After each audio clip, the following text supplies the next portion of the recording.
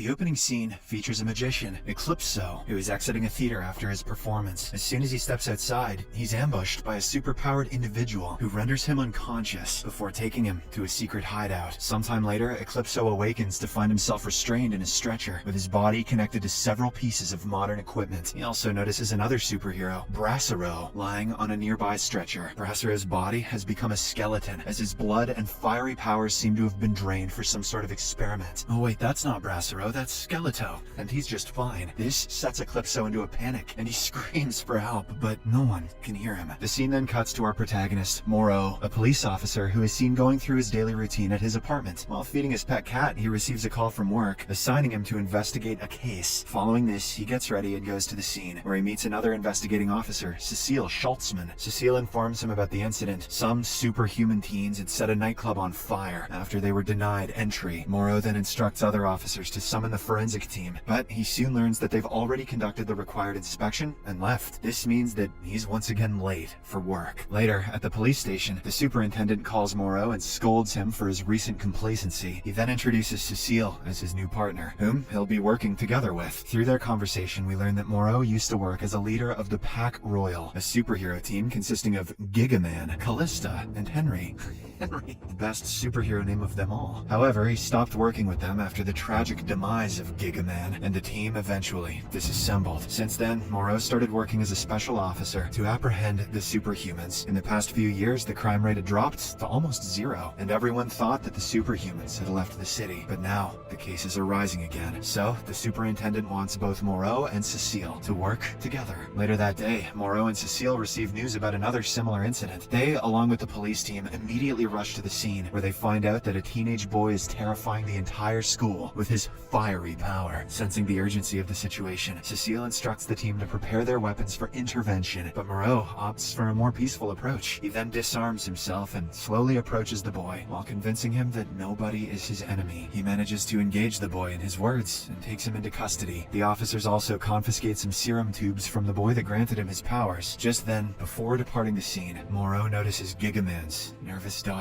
Lily, who also seems to have a superpower. However, her mother takes her home before he can talk to her. On the other hand, a young guy named Ishmael is seen selling the serum tubes secretly to the teens. Upon inhaling this serum, the teens gain superpowers, which they use for fun. Back to Moreau, he goes to visit Henry, who has a superpower to disappear and teleport in the blink of an eye. Since he's ill, Moreau goes to feed him on a daily basis. He tells him about the ongoing incidents in the city and asks if he can identify the source. Henry, who is seen secretly studying these matters, tells him about the disappearance of Brasero. Elsewhere, a guy named Rudy goes to meet Naja, the mastermind who experiments on the superpowers and prepares the serum. He informs him about Lily and her superpowers, and in response, Naja instructs him to gather more information about her. Rudy obliges and immediately begins stalking Lily. Nobody told him to stalk her exactly, but he'll take any excuse he can get. Back at the police station, Moreau receives a call from Henry, who gives him more information about Brasero. He explains that after being released from the prison, Brasero started working at a restaurant in Paris. He also joined a volleyball club, which is run by Callista. The scene then cuts to Callista, who is seen coaching her students regarding the game. During this, she notices that one of her students is behaving strangely. She stares at him for a moment and has a vision of him getting beaten. As a result, she approaches the boy and warns him to stay away from whatever illegal act he's into. Here, we learn that Callista has a superpower to see the future, to some extent. Not long after, she's visited by Moreau, who tells her about the ongoing predicament. He emphasizes that they must apprehend the mastermind behind all of this, or else the teens will destroy the entire city. Moreau then asks for her help, but she rudely turns him down. Soon after, Moreau and Cecile receive a call from the medical lab, where the forensic expert is examining a body. Once there, Moreau notices a tattoo and recognizes the dead man as Brasero. This makes him realize that someone has drained each and every drop of his blood, and now that person is using it to prepare the super serum. In order to track down the mastermind, Moreau and Cecile start investigating more details about the people who buy and sell these serums. Amidst this, they go to the hospital to interrogate a teen named Amin, who is involved in the earlier nightclub fire incident. At first, the boy is reluctant to disclose any information, but when Cecile intimidates him, he reveals Ishmael was the one who sold him the serum. Upon learning that the police are after Ishmael, Naja immediately instructs all of his men to track him down, as he possesses a lot of his super serums. But before they can do so, Moreau and Cecile locate Ishmael in his apartment and begin chasing him through the building. At one point, Ishmael hides in a grocery store, but the officers cleverly manage to arrest him. They then bring him to the police station, where they try to get information information from him, but the latter doesn't utter a single word. The same evening, Moreau and Cecile are working late at the police station. While Moreau goes to a nearby restaurant to buy some food, he gets a call from Henry, the best of them all. He informs him about the disappearance of another superhero, Eclipso, who possesses a superpower to render people blind. At the same time, Naja's henchmen attack the police station in order to rescue Ishmael. Upon hearing the commotion, Moreau rushes back to the station and discovers that the assailants have blinded all the inspectors. This makes him realize that they've extracted Calypso's blood too. Moreau cautiously walks upstairs to stop the assailants, only to see that they've blinded Cecile as well. They push her off the top floor and run away with Ishmael. But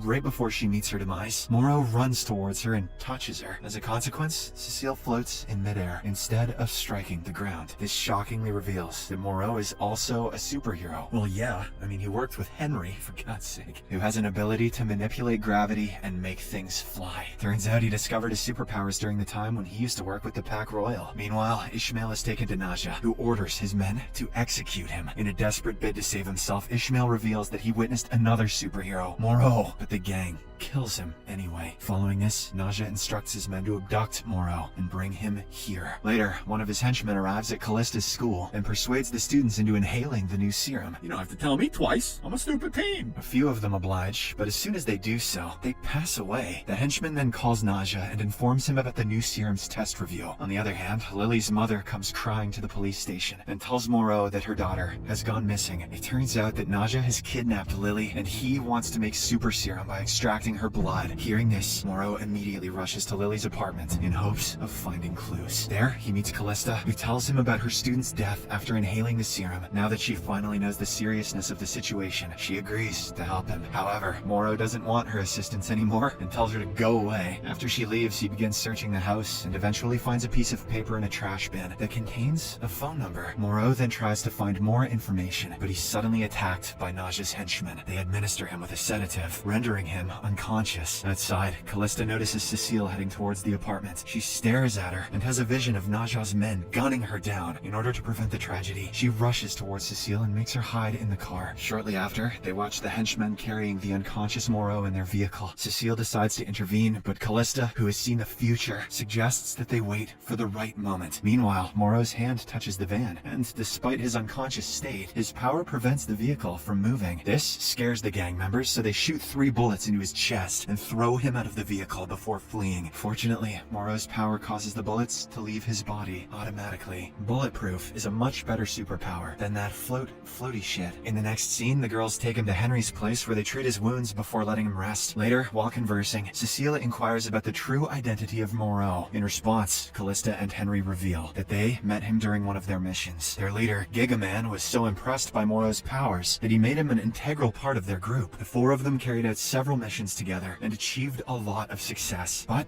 one day, Moreau failed to use his power properly, which resulted in Gigaman's demise. Ever since then, he gave up on his powers and chose to live a new, normal life. After these revelations, Cecile hands over the contact number she found from Moreau's pocket. Henry checks it in his computer and learns that it belongs to Elizabeth, a psychologist specializing in superhuman abilities. It's revealed that she secretly exposes her clients to Naja so that he could use their blood to create super serum. Subsequently, Henry visits Elizabeth's clinic, feigning illness, and covertly plants a mic in her cabin. He then begins eavesdropping on her conversations, while Callista stalks her physically. Amidst this, they learn that Naja is himself a superhuman who has a special ability to hypnotize people. His parents were worried and kept on forbidding him from using his powers, but the psychopath grew frustrated and killed them instead. After that, he contacted Elizabeth and forced her into working for him. The scene then cuts to a few days later, where Callista tails Elizabeth to Naja's hideout, finally uncovering the location. She immediately relays this information to Henry and Cecile,